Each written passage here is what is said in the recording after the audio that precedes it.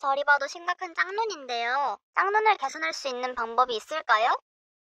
우선 성공적인 짝눈을 개선하기 위해서는 짝눈의 원인을 잘 파악해서 그 원인을 고칠 수 있는 원인과 고칠 수 없는 원인으로 구분하는 것이 중요한데요. 일단 대표적인 양쪽이 달라 보이는 눈은 겹주름 내지는 쌍꺼풀의 양쪽의 크기나 높이 같은 것들이 다른 경우가 있고요. 또 양쪽의 눈 뜨는 힘이 달라서 이 동공의 노출량이 다를 때도 짝눈처럼 보이는 경우도 있습니다. 그리고 조금 어려운 개념인데 양쪽의 뼈의 이런 위치에 따라서도 눈이 많이 달라 보일 수가 있습니다. 예를 들면 콧대뼈에 있는 이 눈썹뼈와 옆에 있는 눈썹뼈의 이런 누워있는 이 각도에 따라서도 짝눈처럼 보이는 경우가 있는데요.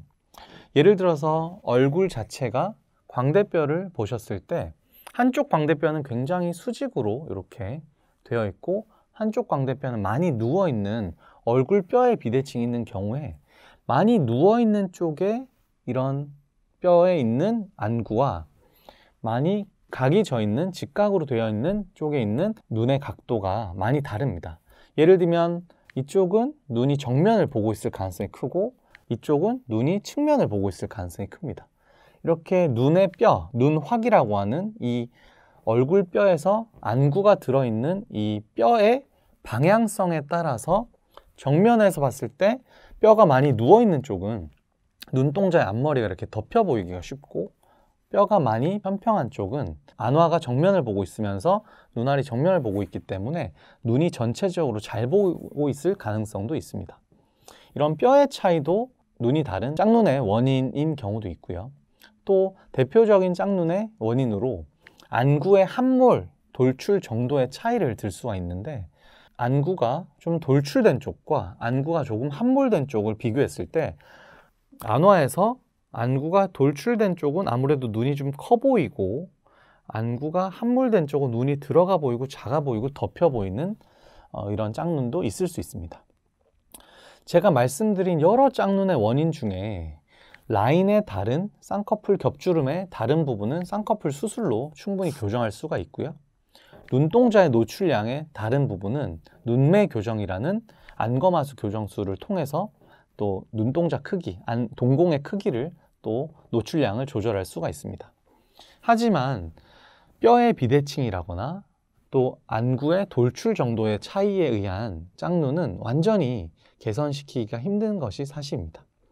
또 그 외에 앞쪽에 있는 이 몽고주름의 차이라거나 또 눈꼬리의 위치의 차이 같은 것들은 일부 트임으로 개선할 수 있는 부분도 있으니까 본인의 짝눈의 원인을 잘 진단받고 그 중에서 수술로, 성형수술로 개선할 수 있는 부분을 충분히 개선함으로써 짝눈을 최소화시킬 수 있는 것입니다.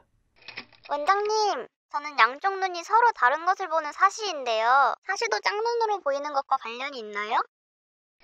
사시랑은 관계는 없어요. 그러니까 물론 저희가 안과적인 영역에서 다루는 부분이기 때문에 제가 빼놓은 부분인데요. 사시라는 개념도 양쪽의 눈을 달라 보이게 하는 중요한 원인입니다. 하지만 실제로 진성사시가 눈 안구가 있고 안구를 왼쪽을 볼 때, 오른쪽을 볼 때, 위를 볼 때, 아래를 볼 때 이런 눈의 안구의 운동에 관여하는 근육이나 이런 부분에 문제가 있어서 생기는 사시도 있지만 가성사시라고 해서 사시처럼 보이는 상태도 있거든요. 진성사시가 있는 경우에는 안과적인 수술을 통해서 개선할 수 있는 요소가 있고 가성사시라고 해서 대표적으로는 가성내사시라는 것이 있는데 일부 긴장을 풀고 시선을 봤을 때 동공 자체가 안쪽으로 살짝 몰린다거나 아니면 안화의 위치, 눈썹뼈의 위치에 따라서 눈동자의 앞머리가 덮여 보이는 그런 가성내사시 같은 경우도 있기 때문에 미용적으로 개선할 수 있는 부분도 있고 또 아닌 부분도 있는 것이죠.